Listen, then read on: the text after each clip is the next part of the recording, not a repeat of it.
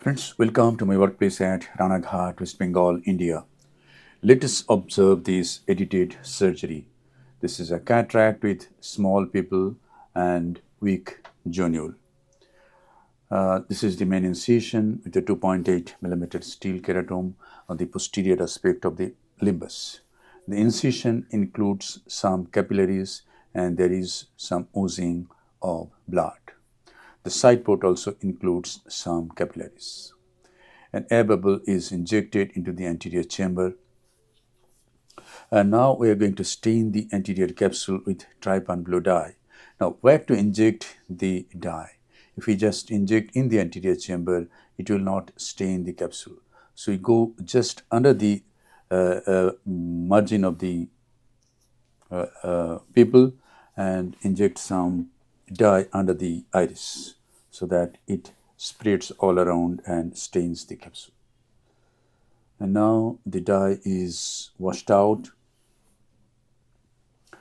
And now viscoelastic substance, 2% SPMC, is injected and the antechamber is filled up with this. Now I take two eye hooks to trace the pupil. The eye hooks are blunt, blunt legs, so it will not cause any harm to the anterior capsule. There is some sphincter tear, but controlled, and the pupil will we can now place the BHEX. The pupil are so small, about 3 millimeter or so, and the pupil is so rigid that we had to stress the pupil. And now here goes the BHEX ring. One flange is placed under the iris at around 1 o'clock. Another flange is placed at around 6:30 or 7 o'clock, and the other flange, which is still above the iris, is at around just the main wound, that is at around 11 o'clock. So this is the three flanges that has gone under the iris, and three flanges are under the iris. The notches are around the pupillary border. And now I'm going to do Capsulorhexis with Oertli forceps. The Oertli forceps pierces the center of the anterior capsule, and the capsular tag is guided all around. At this time, I could see that there is weakness, generalized weakness of the zonule. And now it is going to be very difficult to separate the cataract from the capsule. In weak zonule, there is strong capsulocortical adhesions. And I am trying to bimanually rotate the nucleus. It's not rotating. So I need to do some more hydrodissection. So I take the 27 gauge cannula and do some hydrodissection at 7 o'clock and tap the nucleus. And let us see if it rotates this time. I could notice some elevation of the nucleus, so probably the fluid wave has gone, and now should be able to rotate the nucleus. Yes, the nucleus is rotating now. And now visco again, and now is the time to introduce the handpiece. So here goes the handpiece. Remove some superficial lens matter, and now I am trying to do direct vertical chop. Bury the tip in the substance of the nucleus. Some cavitation bubbles, aspirate the bubbles, go into the substance of the nucleus and try to chop this, but it didn't happen because the tip was not deep enough. The tip was at the maybe 1/3 of the nucleus. So we have to go at least pierce the tip of the handpiece at least half or 60%, then we can crack the nucleus. Or we have to come from periphery and get a crack. I did that in this case. Came from the periphery of the And now see what is there. I have hold the capsule, and the capsule is so weak, the whole bag would have come out if I didn't stop there. So I had to come out now, and time now is to think of capsular tension ring. I should not proceed once I have caught the capsule, and I have probably uh, tore some zonular fibers. So fill up the antechamber with visco, and here goes the capsular tension ring. It should go under the rhexis margin. The leading end should go under the rhexis margin, and it has gone under the rhexis margin at 6 o'clock. And now I'm going to push the rest of the CTR capsular tension ring gently.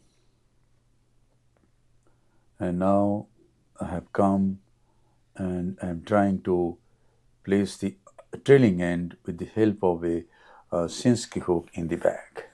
Yes. Now the bag is supported, and I can manage the nucleus with more relief, with the belief that I will not, detach the bag from its attachment.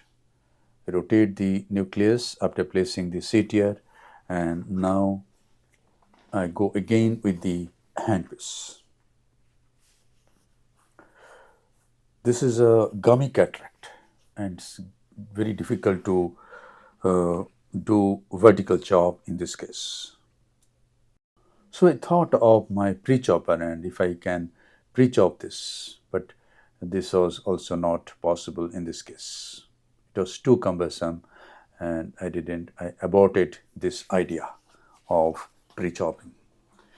So inject visco again and take the handpiece again. So here comes the dish technique, do it somehow technique.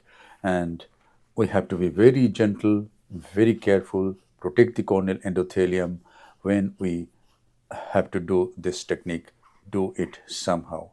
Do it somehow doesn't mean that we should destroy the corneal endothelium and posterior capsule. Do it somehow means we have to be patient, we have to have extreme patience to manage the nucleus, and we have to adopt all our experiences, past experiences, and manage it. So I'm just eating up the nucleus bit by bit. Again visco, and now here comes the two rotators, again two hooks to rotate the nucleus and place the lens in such a way that I can hold it much better. And here I hold the nucleus and get a nice crack. And I'm going to remove the pieces very gently, leaving the epinuclear shell behind to protect the posterior capsule. In weak zonule, we must do this. We should and we must. We must protect the posterior capsule in weak zonule with all possible ways. Here, at this time, I'm keeping the epinuclear shell to protect the posterior capsule. And at this time, as I am removing the epinuclear shell, I'm much more worried about what will happen. So after removing half of the epinuclear shell, I come out, inject visco, and think of the IOL scaffold technique. And here goes the intraocular lens. This is a single piece monofocal intraocular lens that goes in the capsular bag under the epinuclear shell, and the trailing haptic is also placed in the bag. And now the epinuclear shell is placed at the center of the antechamber, and by the handpiece it is removed without touching the IOL, remaining at the center. we must not touch the anterior surface of the IOL when we emulsify the nucleus or epinucleus, because ultrasound may cause some scratch on the IOL, and it can cause some damage to its optical quality. And now we have to remove the cortex when the CTR is in place, when the juvenile is weak. We have to be extremely patient, do it slowly, hold the cortex, remove it, side to side movement, tangential movement, and detach it from the equator like this, move it side to side and get it out of the equator. CTR helps in removing the bag intact. It gives some counter force. So with lot of this patience and taking lot of time, we remove the cortex, and then comes the time to remove the BHEX. Inject visco, fill the antechamber with visco, take the BHEX forceps, hold the flange which is above the iris, pull it centrally, and then go to periphery, and the whole thing comes into the antechamber, and gently pull it out. This BHEX is a nice device. It can be used in shallow anterior chamber. It's a very thin device. It works on the principle that iris can go above and below. You don't have to. It's a uniplanar device. The visco is nicely cleaned. All the visco from behind, from above, all the visco is nicely cleaned, and then we have to conclude the case. This surgery took much time, about 22 minutes.